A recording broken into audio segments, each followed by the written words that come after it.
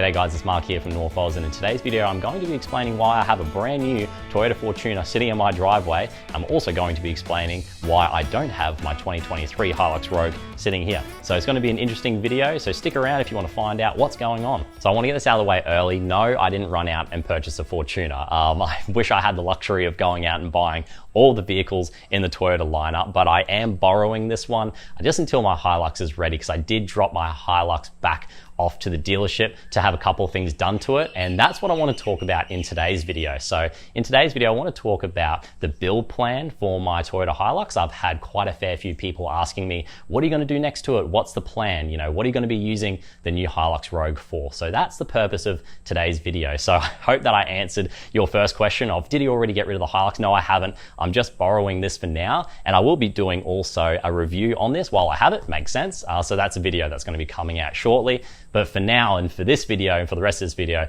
I'm going to be talking about the build plans for the Toyota Hilux Rogue. Let's get into it. So this build plan video is going to be broken up into two sections. So the first one is, what am I going to be using my Hilux for? And kind of like, what are the terrains that I'm going to be traveling over? What destinations do I have in mind? Things like that. The second thing is going to be, what parts am I actually going to be purchasing, and what additions, accessories, modifications, whatever you want to call it, am I actually going to be using on the vehicle to be able to get to those destinations. So if you haven't seen any of my camping videos, I'll give you a quick summary. It's really nothing too crazy. I don't really go out on tracks and do big, thumbnails and titles saying, I broke this and I had to go home on a tow truck. That's not really me. That's not what I do. I go camping and I go outdoors to relax, and it's my hobby. It's what I enjoy to do. And I don't go out into nature to find drama. I go to nature to avoid drama. That's kind of that's kind of the summary of the type of camping that I like to do. So with that in mind, that might give you a bit of an idea as to why I'm going to choose some of the mods that I'm going to be talking about, and also some of the destinations that I have in mind. So the next thing I want to talk about are the destinations, the exciting part. Where is it that I really want to go and see? So for me, I want to go to the Cape. That's something I tried to do last year. For a variety of reasons, it just didn't happen. But this year, I'm determined to get there. So the Cape is the first place, the first big trip that I really want to do in the Hilux. The second, and this is again just kind of like rattling off at the top of my head the places I want to go, is Fraser Island. Of course, that's on everyone's list. I really want to go there. I want to do the sand driving. I want to do the beach camping. I think it'll be a good time. I think it's probably going to be one of those things where if I just do it once, that's probably all I'll need, but there is a lot to do there. Unfortunately, I can't take my dog there. So that kind of crosses that one off the list for me a little bit, but maybe in the future, who knows? We'll see what happens. But just so you know, that sort of terrain is something that I will be looking at when I'm modifying my vehicle. So the third destination I really want to go to is, just in general, is Tasmania. I really, for whatever reason, I really want to get on that ferry. I think it's called the Spirit of Tasmania, something like that. Get on that ferry, go over, and listen, I think what draws me there is just knowing that it's going to be cold enough to have a fire. Yeah, we just don't get that here in Cairns. There's probably about 3 or 4 weeks where it's actually somewhat cool enough to have a fire, where you're not absolutely sweating in front of it. So for me, I think that may be something that draws me to it. So Tasmania, without going into so much detail and getting too excited, Tasmania is a place that really draws me to there. A fourth place that I really want to go to is Western Australia. I really want to have a look at the beach camping on that side of Australia, just to see what it's like. I think it'll be a lot of fun there. Now, the fifth and final place that I really want to go and see is the Victoria High Country. So me and my mate went to Mount Kosciuszko, and we did a little bit of camping around there, and that was awesome. That was probably my favorite camping memory that I've made so far.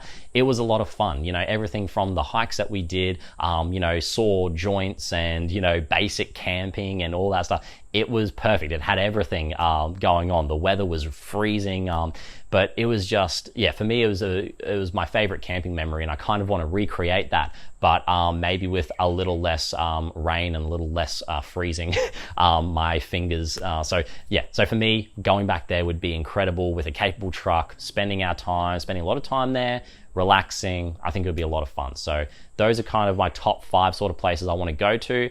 I want to get to all 5 of those places in the next 2 years, maybe 3 years for the West Coast. We'll see how things go.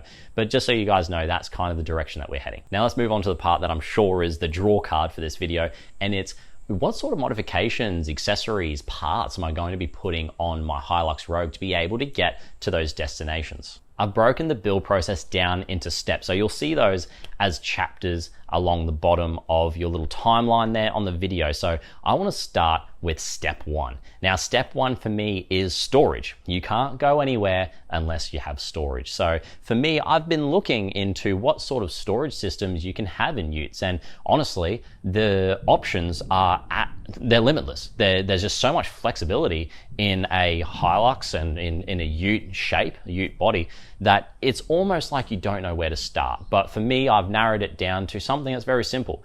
I'm not at this point going to be doing canopies, roof racks, tub racks, anything like that. What I'm going to do, when I say roof racks, I mean like a big platform. What I am going to do though is I'm going to add a cross rail roof rack. It's just going to be 2 bars that's going to go across the roof. No drilling required. They hang on for dear life on the side like that. So, I'm going to try that out. I've never had a set of those on my vehicle before. So I want to give that a go and see if it is a viable option to a platform, which is what I had in my previous Prado. So the reason why I've chosen storage as being my first step, and just in the form of a cheap, simple cross-rail system, is they're going to be rated to 75 kilos, which is plenty for putting my swag and maybe something else on there, maybe an awning. We'll see. Okay, we'll see. Now, that extra storage comes from testing. The biggest piece of advice that I can give you guys out there watching is that if you have gotten a new vehicle or you're getting a new vehicle, is to keep it stock and travel in that. Do small trips, 2-3 nighters, come back from those trips, sit down with a notepad, write down the things that are good, write down the things that are bad. Okay. Once you've done that, then you get a pretty good idea of what you actually need. Okay. So for me, I felt and I found that I didn't have enough storage for a swag. It just wasn't going to happen. For my tent system, I had enough storage, but I still needed to use the back seats, which is fine. But for me, it was either going to be a tub rack or it was going to be a roof rack.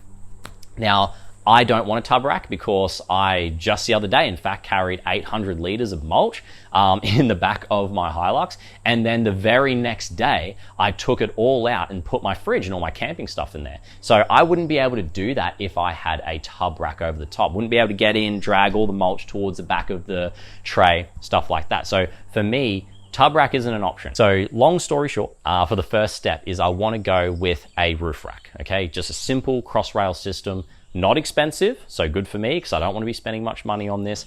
And also, it's going to do the job. It's going to handle the weight of the swag, and it's going to handle the weight of an awning, which I may add later. So I'm going to go back in time a little bit and proceed step 1.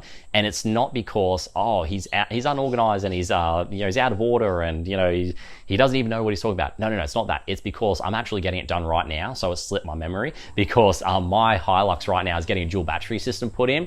Listen, it's a lead acid battery system, and it's not going to put out a huge amount of power, but it will be enough for 1, maybe 2 nights of running my fridge in a warm climate. So for me, the reason why I did that at step 0 is because I've had a power system before in my Prado, and I've also gone and tested that Hilux with the power system it already had, and it was okay. It could run that fridge for me. It could run that, at least a couple of hours in really hot and humid, conditions. So for me, I did test it, and the stock vehicle wasn't enough. And that's why we are doing the dual battery system first. You also have to understand my situation as well with the amount of, I need to carry a fridge because my dog also has food and medications that need to be carried in there. I also need food as well, especially seeing as the trips that I'm doing are going to be extended periods of time. Going down to Tasmania. You can see how we're trying to tie in now the destinations to the modifications. So I am doing a lead acid battery underneath the bonnet, and I understand that that isn't going to run the fridge for a long period of time. So to counter that, later on, I am going to be adding my lithium battery that I have in some sort of setup, but not just yet because I'm not doing those big trips just yet. And just remember, my power requirements might be different to yours. You may be able to get away with an esky in your environment. You may not need to charge your camera equipment, stuff like that. But for me, I've got camera equipment, phones, emergency beacons, stuff like that. That all needs to be charged and kept charged at all times. So I do need some sort of power system. Moving on to step 3, and again, moving as fast as my wallet will take us, it is going to be a brand new set of wheels and tires. So for me, the aesthetics of the Hilux Rogue, I really like the black wheels, but unfortunately they're not really offset enough in a negative number. So the offset of it really could be a lot more negative to try to pull it further away from the midline of the body, which would, give the impression that the wheel arches are filled out a little bit more. So my plan is to go with a more negative. So the idea is probably a plus 20, so that keeps it legal, plus 18, plus 20 wheel with a tire.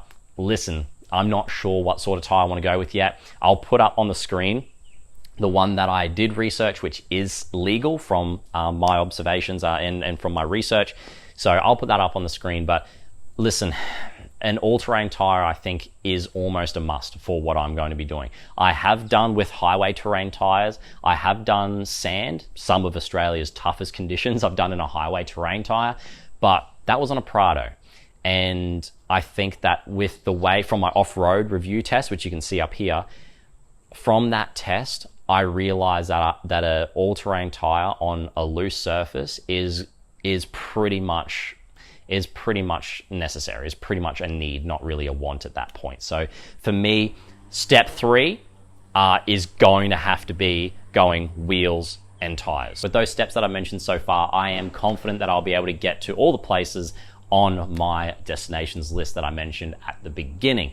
But there is one final step that I would like to mention, and that is kind of my overdrive. It's my final form and my kind of overall goal that I have for my Hilux Rogue. So the dream step goes a little something like this. My goal would be to have a half canopy close to the cab side and also have a steel tray at the end of that canopy so I can still carry things around. Obviously, I'm going to lose out a little bit on functionality because I won't have a full class leading tray as well to use. So I'll have to be careful of that and make sure that I'm not going to be intruding on the flexibility of the setup too in my day-to-day life. But my, again, overall dream would be to have a half canopy. So I'd have a fridge in one side, storage in the other, drawers, overhead storage, stuff like that in the canopy. And I would also have a nice little tray at the end of that with under tray boxes as well, filled with things like recovery equipment, even maybe a little shower as well in there, having a water system in there as well. Something like 80 liters would be good. And the final step as well would be to have a long range fuel tank, which will have at least 120 liters in there, because mine only comes with about 80 liters. So that would be like my dream truck, to have that little half canopy that's going to sit pretty much wide enough just for my fridge, and then also sitting really close to the cab so it won't affect the balance of the vehicle too much, because it'll sit between the axles still, so most of the weight will still be between there, so it'll still ride okay. And also having that tray back area as well to add things like firewood and whatever it is that I want to add in there when I go camping, even the swag, things like that. Of course, the next step as well would be to have a rooftop tent on top of that, perhaps, but definitely have an awning on there too. Some sort of 270-degree awning would be the dream. But again, guys, we can only move as fast as the bank account allows. Obviously, it costs me money to own the vehicle. It costs me money to buy the vehicle. It costs me money to have a camera in front of me here. It costs me money to have a computer to edit these videos. So it all takes, time. It all takes money, and it's not. This channel isn't one of those channels where in one episode we can build out a whole truck and then just flog it on tracks for the next year, break things, and then keep fixing them. It's not really how it works in in the Norfol's world, in the real world. So we'll take our time, We'll still be going camping. I'll give you guys lots of information about the parts as I'm putting them on. We'll test the parts. I'll let you know my thoughts on them. And as we go through and do that, I hope that you guys will learn a little bit about, I guess what you would want on your own trucks, and is there a different way of doing it to what you're doing? Are there parts that I haven't mentioned that maybe I should include in my build? So put those down in the comment section. Of course, I really enjoy looking at your comments. They really get my mind working and my problem solving starting to tick over, because that's, big reason why I love this hobby is because there's all these problems and there is only one solution that will work, that you won't have to rip apart and sell and do all these different things.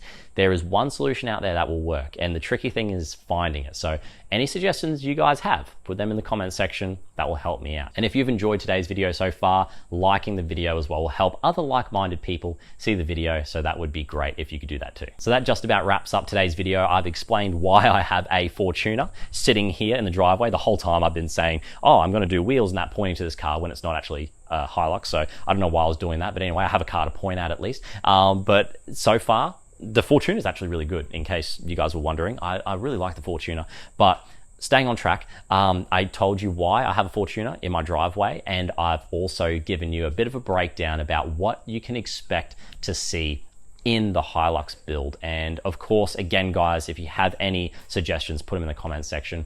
That just about covers it. If you have any questions about the steps or any of the parts that I've mentioned in today's video, make sure that you ask, because we've also got a huge community of people that can answer that as well, not just me, which is pretty cool. That we're getting to that point now where people are chiming in and we're starting to solve each other's problems. It's good, it's good. I love the vibe right now in the comments section. It's really cool. So keep up the good work, guys. But the other thing I wanted to mention as well was that if you guys had a part in mind that you wanted to purchase, I've got links in my description. So if you click on that and you search up through places like Outback Equipment, if you click on that link and buy your stuff through there, I'll actually get a little bit of money from that, full disclosure. So that will help me buy more parts of my vehicles and stuff like that too. So if there's anything on there that you guys would like to buy, I've tried to make a pretty extensive list of a lot of the equipment that I use in my camping setups in the description. So if you guys would like to purchase something, feel free to have a look in the description, buy anything from there, and I get a little bit of kickback from that too, which is pretty cool. So that concludes today's video, guys. Thank you so much for joining me, and I'll see you very shortly in the next video, but I'll see you even sooner in the comment section. See you down there.